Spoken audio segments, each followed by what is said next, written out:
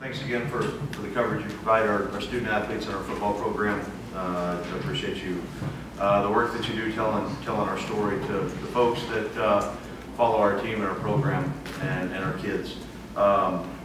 Really, after three weeks into this season, still early in a lot of ways, and that's good for us because we've got so many ways that we can grow and become a more complete, better football team.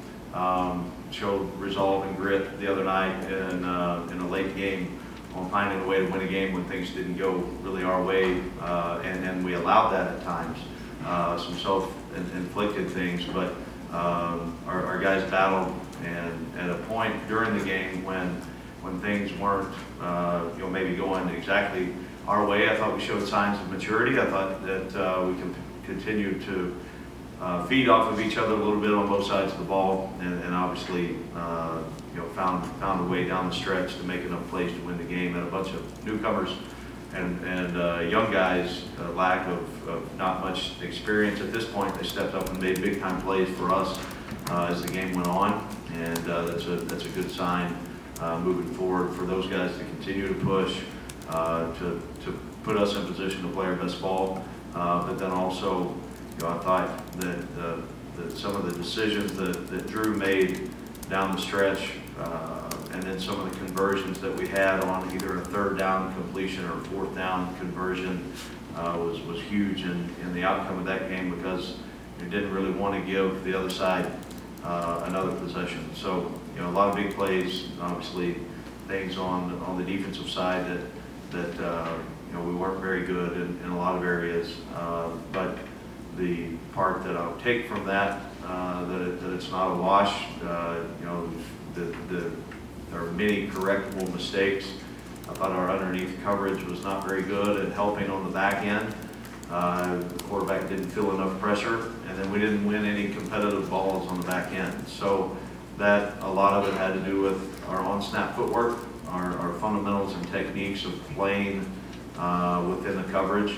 And then at the end of the day, going and executing and finishing a play. So everybody will get better, and we'll learn from it. We have, and we've got to get those things corrected, because not many times you can play like that and still have a chance to win the game. So I'm happy for our team being 3-0. Excited for us to have the opportunity to get into SEC play, and obviously it starts off pretty fast and furious with a great opponent coming in on Saturday. I was made mention to me upstairs when I was watching the video that Drew said it was almost fun watching Georgia on video, and I would disagree to that. I haven't found the fun part of it yet. I've got a lot of respect for Kirby and the job that he has done, continues to do on building that program and moving it forward. I've followed his career, and you end up in meetings with guys within the conference, and kind of tend to gravitate towards different people, and maybe it's because of defensive background and some of those things, but I respect the job he's done. I think he's got great coaches, done a heck of a job recruiting, and the schemes that he puts out in all three phases. Very impressed on the way that they go about the business. I think Sam Pittman, their offensive line coach, was here in I think the year 2000. Is one of the best offensive line coaches in the country, and that's what it stands out when you start looking at them just up front, the way they play on both sides of the ball. They got a lot of great athletes, and they coach the right way. So a great opportunity for us, tremendous challenge, and we're glad we're playing at home. And I'm really glad that it's 11 o'clock kickoff. So I know there's some other opinions out there for that, but it could be wherever. They tell us when to play, we're going to line up and play. I'm darn excited about 11 a.m. Barry, one thing Ryan said today was maybe in hindsight, play the third down defense all the time in that game, and I know that's not realistic every week, but do you like that secondary enough that that's something maybe going forward you can do more often? Well, we got the other night got into the flow of that game, and they had zero success running the ball, and a little bit frustrating because we knew what we were about to get, and we couldn't do anything about it. And that's not a very good feeling. So that discussion was, we talked about it a little bit during the game, but then also long and hard on Sunday on when you go back and really evaluate everything. I still, and coming off of that performance, I like the way that we're coaching the technique that we are. I still think we've got the opportunity on the back end to be pretty good, but also it's 11 guys getting better. We've got to get a better pass rush. We've got to be better in our underneath cover zones with our linebackers on helping those guys out. And then if you look at a couple of the clips from the other night, I mean, for some reason we were enthralled at just looking at the quarterback. It was just we were just a little bit unique on some of the things and how we played within our technique. So those are all things that can and have been corrected, will continue to be coached, and I would expect us to play at a better level. Barry, you mentioned the pass rush a couple times. Do you have the personnel and defensive end to get it from there, or does it need to come from other places? I think it's coming, Gabe, I really do. And there's going to be times that, as you guys all know, there's going to be times throughout the course of the season that you've got to win. You got to win a one-on-one, and that's got to happen. But I think we've got some guys that can get that done. I do think that the release that when he was getting rid of the ball the other night, he got rid of it pretty quick. But also, we've got to continue to create ways to get there. And you may not get a hit on the quarterback, but man, he's got to feel it. He's got to feel the pressure a little bit. And we've got to get to that point. And I think we can. I'm not going to just give up hope on that. We got some guys that are coming that continue to get a little better. And I think between Trey and Nate and Chris, I think those three guys can provide some of the one-on-one battles when we can win some of those. We just got to go do it. Barry, you mentioned it's not fun watching Georgia on tape. I mean, since you've been here as head coach the last few years, are they as good of a team as you've seen, or where are they ranked in terms of the most talented teams that you've seen? Yeah, I don't know that it would be wise for me to compare this team that we're about to face with past years, but I know very, very impressed, and I think they're ranking 2 or 3 or whatever it is. I think it's very well deserved. I think you can't go into a discussion about the landscape of college football and talk about the top teams in the country, 1, 2, 3, without them coming out of every conversation. So super talented. They got a great coaching staff, and very, very impressive, really in every area. You look at, you always want to try to find mismatches and creative ways to maybe find opportunities for your team, and there's not many out there. But that's also for us the way that we have approached this year. And for 3 weeks we've done it. We're going to continue doing it this week. Is prepare as great as we can prepare. Go practice and our habits match up. If we do that, and then let's get into the arena and go play one snap at a time. And our groups and kids are excited about having a chance to go do that. Barry, just in terms of, you mentioned the linebackers, what is their challenge against the things that Georgia does well this week? Well, we need to tackle well. We need to make sure that we play assignment sound. When they do throw the ball, we've got to be good in our coverage zones, either in zone or man-to-man.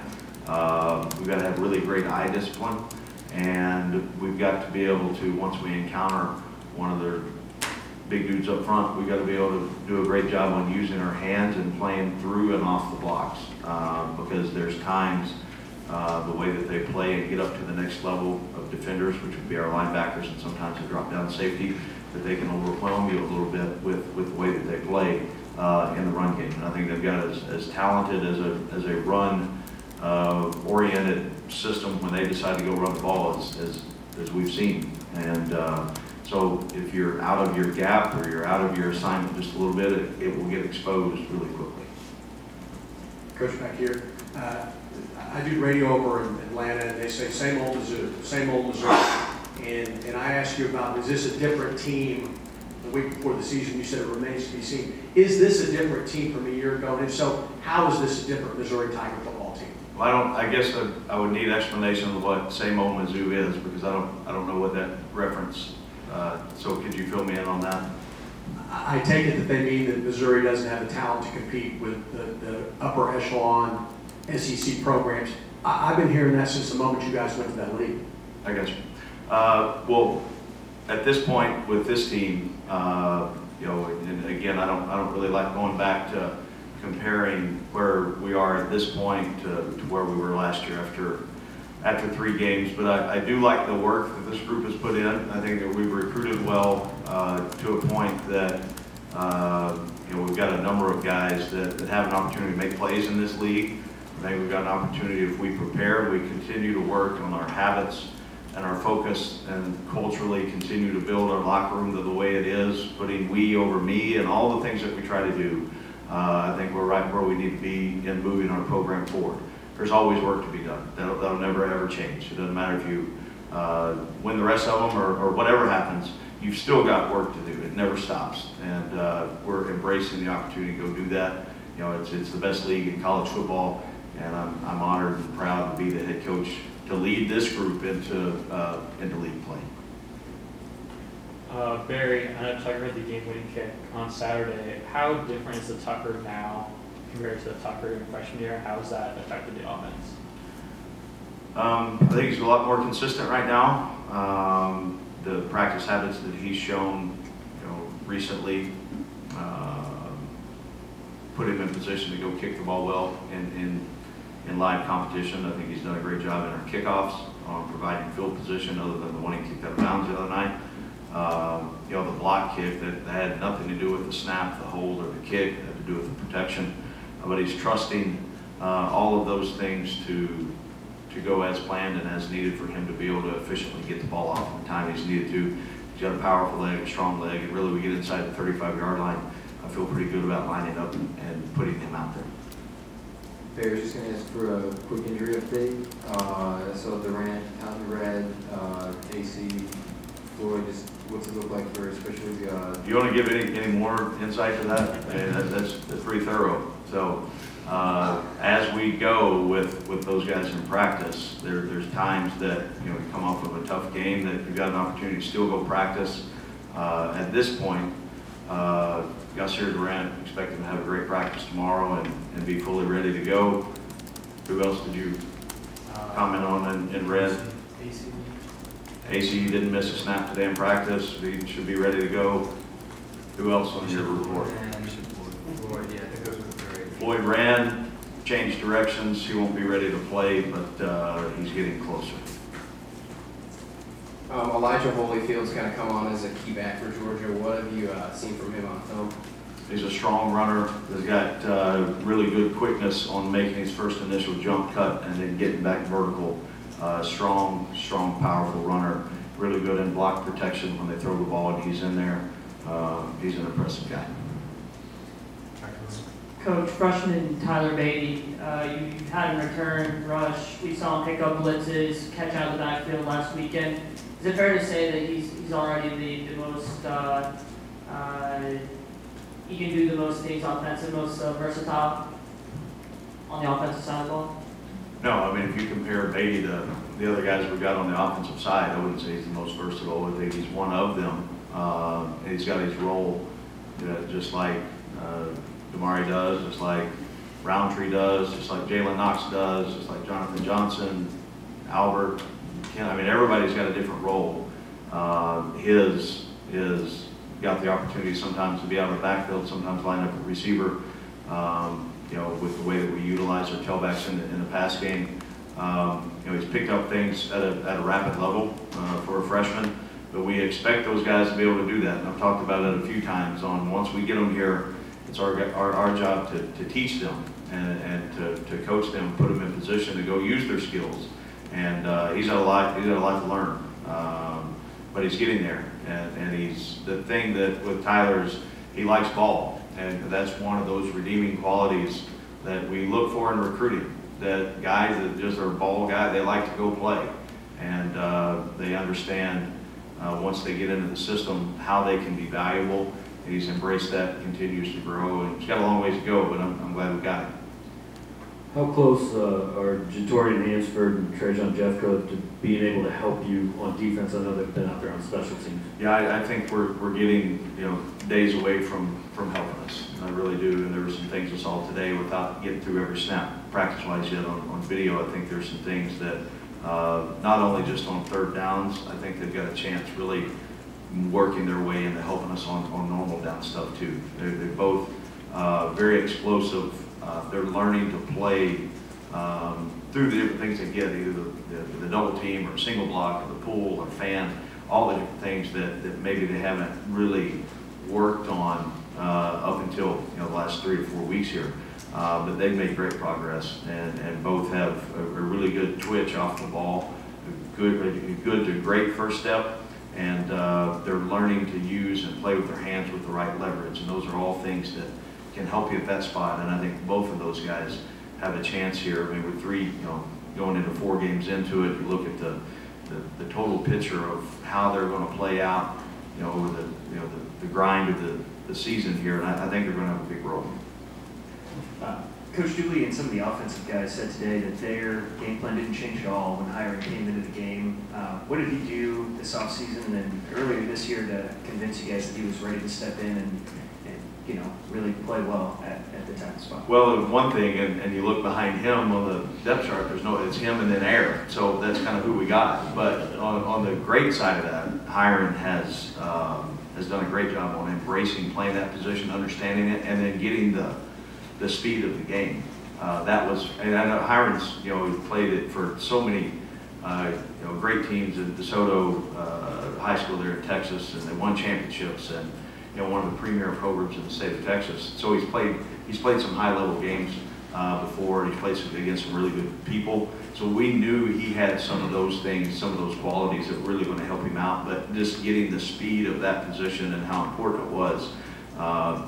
He's deceptively heavy. I mean, he's probably 310, 315 pounds, but he's so long and tall. He doesn't look that heavy, but he moves extremely well, and he's got a really, really bright future. And I joke, I need to say that because sometimes my sense of humor doesn't come across as a joke. We have guys behind him, but that was the next best option the other night. I think Larry Borum's another guy on the other side that can kind of swing back and forth, and really besides center, Larry can play all 5 spots. And I think both of those guys, I think Hiring's is the first one to really show it. I think both of those guys have an opportunity to be really, really good offensive linemen in this league moving forward. Coach, Missouri's never beaten Georgia on its home field. What is one thing in particular, one key that you point to it's going to be critical to get over the hump? Well, I think we need to have a great week of preparation.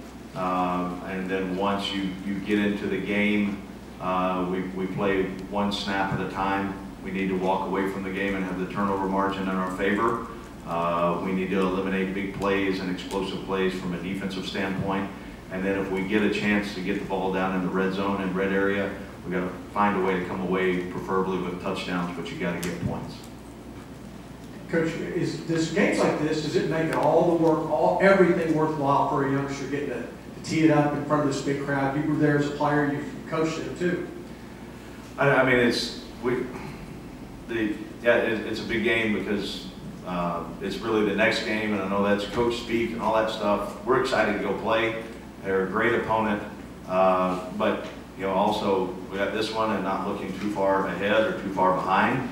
But the next week it's going, it's bye. But the next week after that, I mean, it's a huge game. And just like last week at Purdue, for us at that point on what we needed to do, that was a huge game. So I don't know. That's probably the boring. Yeah, our guys will be fired up. I mean, they're going to be ready to go. But I know this going out on the field last week at Purdue, they were locked in and ready to go. And we're excited about having a chance to go have a great practice on Wednesday and then move on from there. Your veteran guys have a sense of this, I think, just talking to them. But when you're younger, is it you got to respect a team without putting them on a pedestal? Is that something you have to teach guys when you're getting ready for a game like this? Well, I think you look at, they obviously know how good Georgia is and what they've done up to this point this year and the great success they had last year.